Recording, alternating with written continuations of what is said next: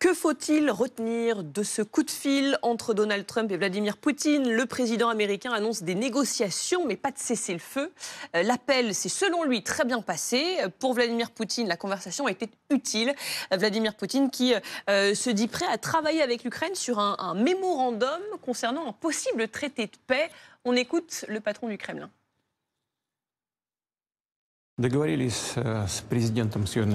Nous avons convenu avec le président américain que la Russie proposera et est prête à travailler avec la partie ukrainienne sur un mémorandum relatif à un éventuel futur traité de paix qui définit un certain nombre de questions, telles que les principes de règlement, les termes d'un éventuel accord de paix et ainsi de suite, y compris un éventuel cessez-le-feu pour une certaine période de temps, si les accords appropriés sont conclus. Marie Gentric, vous êtes notre envoyée spéciale à Moscou. De quoi parle-t-il quand il parle de ce mémorandum sur un possible traité de paix ? Mais justement, c'est toute la question. Tout cela reste au final assez flou et c'est ce qui est particulièrement intéressant. C'est la différence du Kremlin entre ce qui concerne la forme de cet appel et le fond de cet appel. Autant sur la forme, eh bien, on a énormément de détails. Le Kremlin indique que la conversation a duré exactement 2 heures et 5 minutes, que le ton était extrêmement chaleureux, que Vladimir Poutine a commencé l'échange en félicitant Donald Trump pour la naissance de son 11e petit-fils, qu'aucun des deux dirigeants ne souhaitait raccrocher et terminer la conversation. On a énormément de détails donc sur la forme de cet échange. En revanche, ce qui concerne la teneur, le fond, eh bien là, c'est bien plus flou. Effectivement, on l'a entendu à l'instant, Vladimir Poutine a dit que la Russie était prête à un mémorandum pour un possible accord de paix avec l'Ukraine. Mais au final, on ne sait pas vraiment en quoi cela consiste. D'ailleurs, le Kremlin a indiqué qu'il n'y avait pas de délai précis concernant ce mémorandum. Vladimir Poutine a également précisé que les deux pays devaient être prêts à mettre en place des compromis et qu'un cessez-le-feu était possible si des accords pertinents étaient conclus. Mais là, pareil, ça reste extrêmement vague. Pas de calendrier précis pour un cessez-le-feu. C'est ce qu'indique le Kremlin.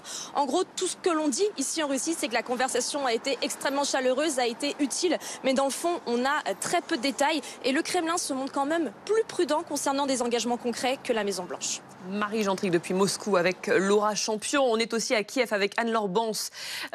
Bonjour Anne-Laure. J'imagine qu'on est sceptique après ce coup de fil entre Donald Trump et Vladimir Poutine. Oui, parce qu'on n'en attendait pas grand-chose de ce coup de téléphone ici en Ukraine. Mais Volodymyr Zelensky, dans ses différentes prises de parole, est resté sur sa ligne droite, c'est-à-dire avec tous ses engagements. Il s'est dit prêt, une nouvelle fois, à prendre de vraies décisions lors des négociations. Il ne tergiverse pas dans ses pourparlers qu'il a proposés dans un lieu neutre. Il a proposé notamment que ces discussions se tiennent à Istanbul, en Suisse ou encore au Vatican. Le président ukrainien a en revanche fait savoir qu'il n'avait pas eu connaissance d'un mémorandum précis évoqué par Moscou, mais se dit prêt à étudier en conséquence les propositions du Kremlin. Écoutez-le.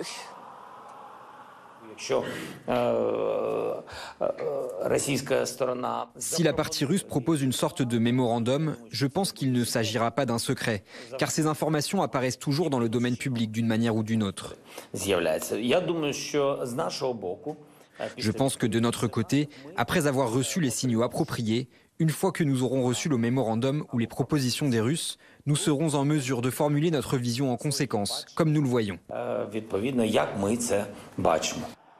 Parce que Volodymyr Zelensky n'est pas dupe dans ce mémorandum qui va contenir plusieurs conditions. Il y a forcément cette demande répétée du Kremlin que l'Ukraine abandonne certains territoires en échange d'un cessez-le-feu. Hors de question pour Volodymyr Zelensky de répondre aux objectifs de guerre de Poutine. Il n'abandonnera pas ces territoires et il demande plus de sanctions de la part des États-Unis et de ses alliés européens à l'encontre de Moscou.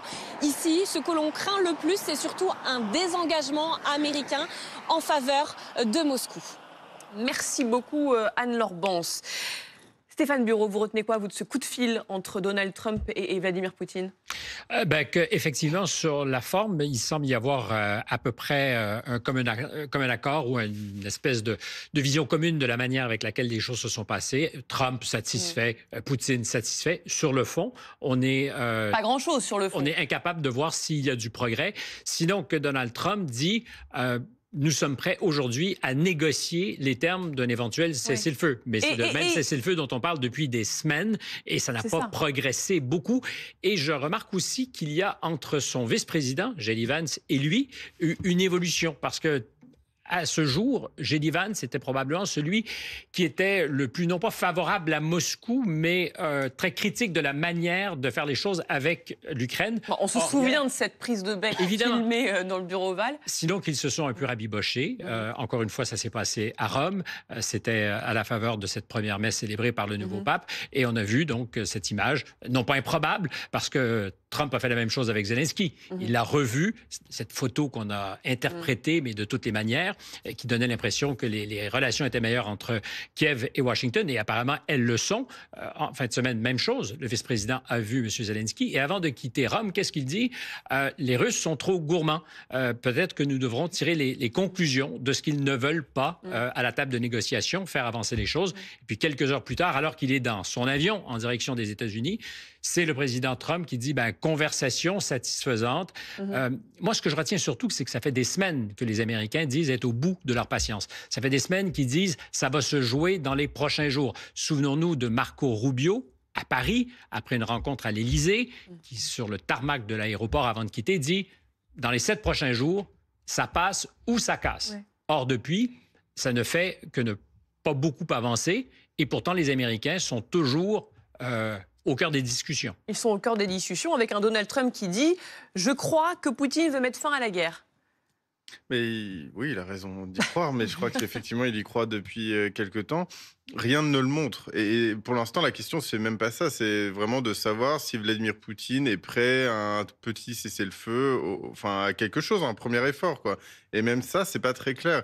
En fait, là, la façon dont on présente les choses en Russie ce matin, c'est, voilà, les choses ont changé. Maintenant, on a les Américains avec nous.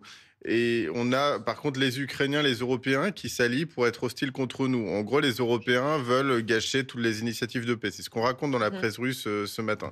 Et c'est ce que racontaient les experts autour de Vladimir Poutine, d'ailleurs, dès hier soir. Donc là, le Kremlin est un peu en train de réorienter les choses. Et en même temps, on reste toujours très méfiant. Parce que Donald Trump, c'est une girouette quand même. C'est-à-dire que... il est toujours à un mot, un qualificatif qui pourrait finalement laisser entendre que finalement, lui est plus pour l'Ukraine et puis la fois d'après pour la Russie. Donc on est très méfiant depuis le début. La stratégie de Vladimir Poutine, c'est toujours la même. On prend ce qu'il y a à prendre avec quelque chose peut-être de nouveau depuis quelque temps. C'est si jamais il n'y a rien à prendre, finalement, on va continuer la guerre. On est prêt psychologiquement, alors militairement, économiquement, je ne sais pas, mais psychologiquement, on est prêt à continuer cette guerre. C'est ce qu'on dit en Russie.